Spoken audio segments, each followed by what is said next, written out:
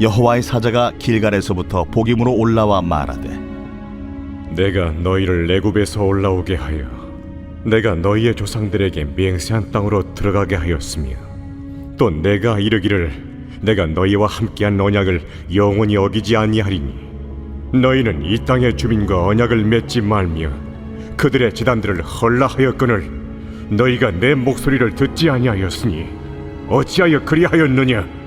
그러므로 내가 또 말하기를 내가 그들을 너희 앞에서 쫓아내지 아니하리니 그들이 너희 옆구리에 가시가 될 것이며 그들의 신들이 너희에게 올무가 되리라. 오늘도 여호와의 말씀이 우리 귀에 들려 그 말씀 가운데 살아감으로 하나님의 기쁨 되는 우리 자녀들 삼되기를 소망합니다. 오늘 말씀의 시작이 여호와의 사자가 백성들 가운데 나타나 하나님의 말씀을 전달하는 내용이 실어 있습니다. 왜 여호와의 사자가 백성들 가운데 나타나 하나님의 그 말씀을 전달을 하고 있는가? 그 이유는 그들이 하나님의 말씀을 목소리를 듣지를 않고 우상을 숭배하고 제단을 쌓았던 그 일 때문에 여호와의 사자가 나타나서 그들을 꾸짖고 책망하는 모습으로 드러나 있습니다.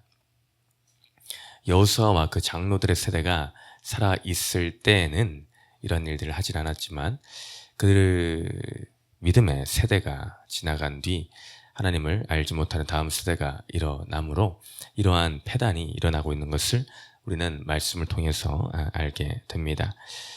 오늘 여호와의 사자가 나타나서 하나님의 말씀을 증거하며 내가 라는 말이 반복적으로 등장합니다. 바로 하나님께서라는 말씀과 동일한 뜻이죠. 그러면서 내가 무엇을 하였다라고 그들에게 말하는가? 내가 너희를 애굽에서 올라가게 하였다.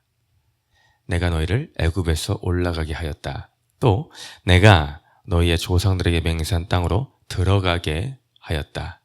올라가게 하였으며 들어가게 하였다. 또 뭐라 합니까? 또 내가 이르기를 내가 너희와 함께한 언약을 영원히 어기지 아니하겠다. 내가 너희와 함께한 언약을 어기지 아니하겠다. 하나님께서 세 번 이렇게 방조를 하면서 말씀하십니다. 너희를 올라가게 한 것, 애굽 땅에서 이 가나안 땅, 약속의 땅으로 올라가게 한 것은 내가 한 것이다. 또 맹세한 땅으로 들어가게 한 것도 내가 한 것이다. 그리고 너희와 함께 하겠다 하는 그 언약, 내가 너희와 함께한 그 약속, 그것을 영원토록 어기지 않겠다. 그 약속을 한 것이 바로 나이다 라고 말씀하십니다. 너희가 믿는 하나님이, 너희를 여기까지 인도하신 하나님, 너희와 맹세하고 언약한 것이 누구냐라는 것을 다시금 되뇌이시며 그들 앞에 각인시켜 주시는 것입니다. 그것은 내가 한 것이다. 그것은 여호와 하나님께서, 그 신실한 하나님께서, 능력의 하나님께서 한 것이다 라고 합니다. 이렇게 약속한 것이 나 하나님이니 그러니 너희는 어떻게 해야 되겠는가? 바로 2절과 같이 그러니 너희는 이 땅의 주민과 언약을 맺지 말아야 하며 또 그들의 제단을 헐어야 된다라는 것입니다. 그렇게 말씀한 너희의 하나님, 그러니 너희는 그 하나님을 알았다라면, 그 하나님을 신뢰한다라고 하면은 그 하나님의 명령을 따라 이 땅의 주민과 언약을 맺지 말아야 된다. 내가 너희와 언약을 맺었기에 이 땅의 헛된 것들과 언약을 맺을 수 없다. 내가 이미 너희와 언약을 맺었다 라는 것입니다. 그리고 그 제단을, 그러니 헛된 우상에게 예배하고 제사하는 그 제단을 또한 너희는 헐어야 된다. 그쪽 방향으로 너희는 나아가야 된다. 내가 너희 하나님이 됐기 때문이다 라는 것입니다. 근데 그들은 반대의 적용을 합니다. 여호와 하나님을 이렇게 보여주셨음에도 불구하고 그 하나님의 뜻하는 그 방향성이 아닌 그 반대 방향으로 나아가 그 땅 주민과 언약을 맺었으며 그 제단을 허는 것이 아니라 그것에 예배와 제사를 드리게 되었다. 그러니 너희가 내 목소리를 듣지 아니하였다라고 하나님이 여호와의 사자를 통해서 꾸짖는 모습을 드러냅니다. 너희는 어찌하여 그리하였느냐? 어찌하여 그렇게 행하였느냐 라고 탄식을 하시는 모습을 볼 수 있습니다. 우리들의 인생 가운데서 하나님의 일하심과 하나님의 나를 구원하시고 살리시며 오늘 말씀처럼 내가 너희를 이렇게 인도하는 것처럼 나의 인생 가운데도 대입해 볼 때에 아무개야, 내 사랑하는 자녀야, 내가 너를 그 땅 가운데서 세상 가운데서 건져내어 너를 올라가게 하였다. 약속의 땅으로 들어가게 한다. 그리고 내가 너의 인생 가운데서 나의 이름으로 언약을 맺었다. 그러니 너의 삶은 구별되어 이제 이 땅 세상의 법칙의 언약 가운데 사는 것이 아니다. 하나님의 법칙 가운데 살아야 되며 너희는 네가 이제까지 섬기고 살았던 그 우상의 모든 것들, 하나님보다 우선시 삼았던 모든 것을 헐어야 된다 라고 말씀하십니다. 그런데 그렇게 살지 못한 우리의 인생을 향해 주님이 찾아와 어찌하여 그리하였는가, 어찌하여 여전히 세상 것을 의지하며 하나님의 반대편에 서는 삶을 기뻐하느냐라고 탄식의 그 목소리를 나의 심령 가운데 들려주시지는 않습니까? 여호와 하나님은 어떤 분이십니까? 그 여호와 하나님은 위대하시며 광대하시며 힘이 뛰어나신 전지전능하신 그 하나님, 나의 인생을 책임지시는 하나님이십니다. 그 모습들은 이스라엘 백성들은 수없이 보아왔습니다. 그들이 체험하지 못한 것이 아닙니다. 모세를 통하여서 그들 가운데 수많은 이적과 기적을 베푸셨으며 하나님의 살아계심을 보여주셨습니다.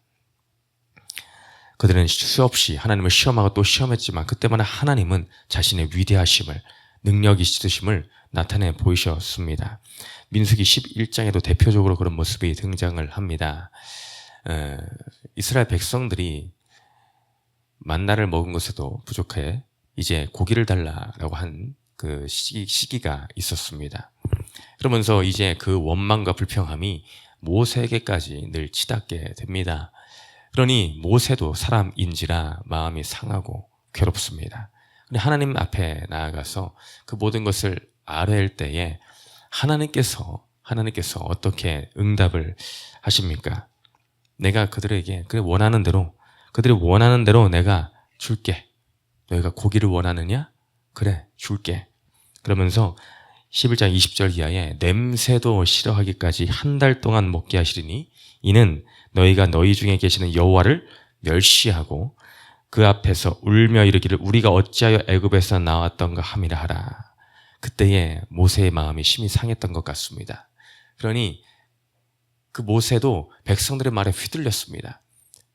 그러니 전적으로 하나님을 신뢰하지 못했던 모습이, 흔들렸던 모습이 등장을 하는데 21절에 모세가 이르되 나와 함께 있는 이 백성의 보행자가 60만 명이었는데 그것도 성인 남자만입니다. 성인 남자만 60만 명이었는데 주의 말씀이 한 달 동안 고기를 주어 먹게 하겠다 하시오니 그들을 위하여 양떼와 소떼를 잡은들 조카오며 바다의 모든 고기를 모은들 조카오리이까. 아니 어떻게 이 수많은 사람들을 한 달 동안이나 먹이겠습니까? 하나님, 양떼와 소떼를 잡은들, 바다의 물고기를 잡은들 어떻게 다 먹일 수 있겠습니까? 그거 안 되지 않습니까? 라는 그런 마음이 들어와 버리고 말았습니다. 그때 하나님이 자신을 증거하시며 뭐라 하십니까? 여호와께서 모세에게 이르시되 여호와의 손이 짧으냐? 여호와의 손이 짧으냐? 야, 내 손이 언제 이렇게 짧아졌냐? 이것은 여호와의 손은 능력을 상징합니다. 그 손이 짧아졌다는 것은 온전한 제 기능을 발휘하지 못함을 말하는 거죠. 힘없음을 말하는 것입니다. 야, 여호와의 손이 언제 짧아졌냐? 네가 믿는 하나님의 능력이 그 정도였냐? 지금까지 행했던 그 일을 너는 보지 못했느냐? 모든 우주 만물을 창조하시고 다스리시는 분, 그 하나님의 능력을 어찌 의심하느냐? 그러면서 그 약속하신 말씀 그대로 이루어주시는 하나님의 역사를 보게 됩니다. 우리 인생 가운데도 동일하게 말씀하시겠죠. 사랑하는 아들 딸아, 여호와의 손이 짧으냐? 무엇을 의심하고 무엇을 두려워하느냐? 왜 하나님의 약속을 의심하고 삶 가운데 흔들려 다시 또 세상을 바라보며 세상의 우상을 바라보고 살아가느냐? 그때의 우리의 반응은 어떻게 돼야 되겠습니까? 우리는 회개함으로 나아가야 됩니다. 오늘 하나님께서 이 이스라엘 백성들에게 이 말씀을 전달하시는 하시며 너희가 여호와의 목소리를 듣지 아니하여서 너희의 삶에서 너희의 생각과 방식대로 하나님을 떠나 이 땅의 주민과 언약을 맺으며 제단을 헐지 않고 그것을 의지하며 살았으니 그것에 대해서 하나님은 3절에 뭐라 하십니까? 그러므로 너희가 그렇게 행했느냐? 그러므로 내가 또 말하기를 내가 그들을 너희 앞에서 쫓아내지 아니하겠다 하십니다. 그래 너희가 그것을 의지했니? 그러면은 너희들이 행하는 그 방식대로 그래 그것을 쫓아내지 아니하니 그래 나도 그렇게 행하겠다. 쫓아내지 아니하여서 그것이 그대로 너희 가운데 있어서 그것이 너희의 삶의 옆구리에 가시가 되게 하고 그 신들이 너희에게 올무가 되도록 나는 그것을 쓰겠다 하십니다. 한마디로 네 믿음대로 되라 라는 것이겠죠. 네가 그것을 잡고 붙잡고 여전히 놓지 않고 있으니 그래 네가 생각하는 네가 원하는 대로 그것을 그곳에 그대로 그냥 두어서 그것이 정작 결국에는 올무가 되고 가시가 되도록 내가 그것을 쓰겠다. 너희가 그대로 깨닫지를 못하니 그것을 내가 도구로 쓰겠다 라고 하십니다. 그러니 나중에 어떻게 됩니까? 정말 그것이 그 자신들에게 유익을 줄 거라 여기며 붙잡고 있던 그거, 쫓아내지 아니하고 있었던 그 백성들, 그 모든 것이 나중에는 가시가 되고 올무가 되는 역사가 일어나고 맙니다. 재난과 재앙과 온갖 어려움 가운데 그들은 휘둘릴 수밖에 없게 됩니다. 근데 오늘 이 말씀이 놀랍게도 동일하게 여호수아서 23장 11절에서 13절 말씀, 여호수아가 노년에 그래 고별 메시지를 백성들에게 전달할 때 동일하게 했던 말입니다. 여호수아 23장 11절 이하에 그러므로 스스로 조심하여 너희의 하나님 여호와를 사랑하라. 여호수아의 말입니다.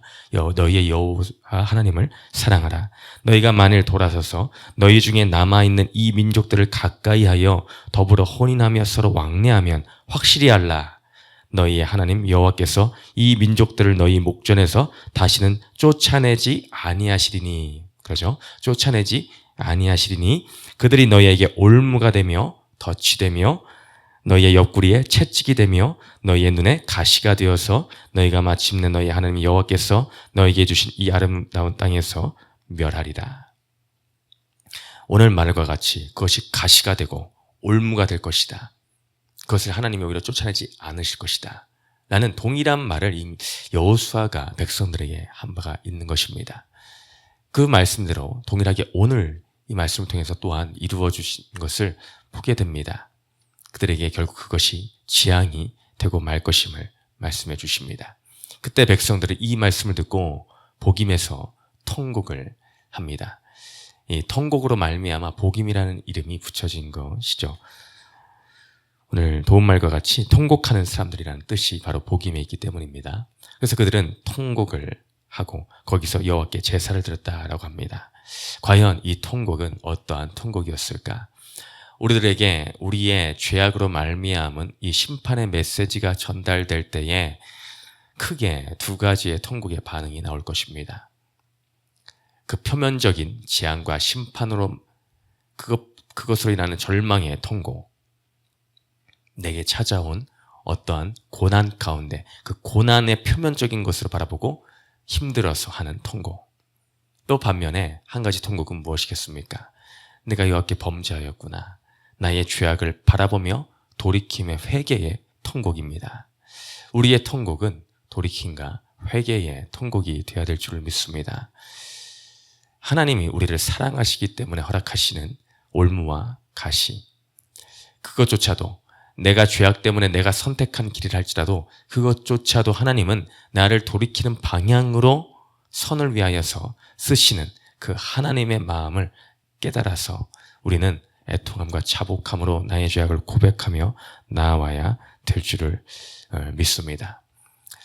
저희들이 이렇게 될 수밖에 없었던 안타까움은 이들이 그 윗세대 모세나 여호수아, 갈렙과 같은 세대의 그 신앙을 온전히 물려받지를 못했기 때문입니다. 그것이 오늘 세 번째 단락에서도 등장을 하고 있죠. 여호수아가 죽은 후에 또한 그 장로들, 그 시대의 신앙의 장로들의 세대가 다 죽고 남지 않아서 그 다음 세대가 일어났을 그때에 이런 일들이 일어난 것입니다. 그래서 그것을 오늘 10절에서 표현하고 있죠. 그 세대의 사람도 다 그 조상들에게로 돌아갔고 그 후에 일어난 다른 세대는 어떠했다라고 합니까? 첫째로 여호와를 알지 못하며 둘째로 여호와께서 이스라엘을 위하여 행하신 일도 알지 못하였더라. 여호와를 알지도 못했고 그가 행하신 일도 알지 못하였다라는 것입니다. 문제는 무엇인가? 알지 못하는 것입니다. 결국에는 여호와도 그의 행하신 일도 알지 못하는 인생. 그들의 삶 가운데에 이 긴밀한 이 교제, 여호와 하나님이 어떤 분이시고 그가 우리와 나를 위하여 어떤 일을 행하시는 분이신가를 알지 못함의 부재입니다. 우리 인생 가운데 돈이 없을 때 슬퍼하고 건강이 무너질 때 절망합니다. 인간관계가 쓰러졌을 때에 낙담합니다. 근데 여호와와의 교제함, 그를 아는 지식이 사라짐에 대해서는 얼마나 안타까워하십니까? 우리 다음 세대가 그것을 알지 못할 때에 얼마나 눈물을 흘리십니까?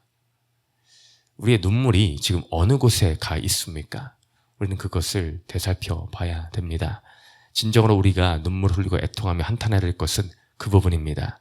여호와를 모른다는 것, 여호와 행하심을 잊었다는 것, 그것이 부재 상태라는 것. 그로 말미암아 이들은 결국에는 이런 복임의 통곡을 할 수밖에 없는 결과를 초래했다는 사실입니다. 이 땅에서 사람들이 누리고 사는 그것이 없는 것, 그것은 잠시 눈물을 흘릴 수 있겠습니다. 그러나 진정한 마음 깊숙이부터 나오는 애통함과 한탄의 눈물은 바로 영혼을 향한 눈물, 다음 세대를 향한 눈물이어야 됩니다. 여호와를 아는 지식. 그러니 호세아서에도 말합니다. 그러면 우리가 여호와를 알자, 힘써 여호와를 알자. 무엇에 힘써 알고자 오늘 하루를 살아계시겠습니까? 오늘 우리는 여호와를 힘써 아는 그곳에 있어야 될 줄을 믿습니다. 오늘 제공 질문 세 번째 읽고 마치겠습니다. 시작. 내가 자녀와 다음 세대에게 신앙을 물려주고자 해야 할 일은 무엇입니까? 기도합니다. 사랑과 은혜 풍성하신 하나님 아버지, 이스라엘 백성들은 오늘 과연 무엇 때문에 눈물을 흘렸겠습니까? 주님, 나의 삶의 표면적인 것 때문에 우리는 눈물을 흘리고 있지는 않습니까? 내 죄악으로 말미암아 가슴을 치고 애통하며 내가 여호와 하나님을 온전히 신뢰하지 못한 하나님의 뜻을 알지 못함으로 인한 애통함의 눈물이 얼마나 있습니까? 무가치한 것, 비본질적인 것에 대해서 애통하지 않게 하여 주시고 여호와를 알지 못했던 것에 대해서 온전히 믿지 못했던 것에 대해서 애통하는 우리가 되게 하여 주시옵소서. 다음 세대를 위한 그 눈물이 있게 하여 주시옵소서. 감사드리며 예수님 이름으로 기도드렸습니다. 아멘.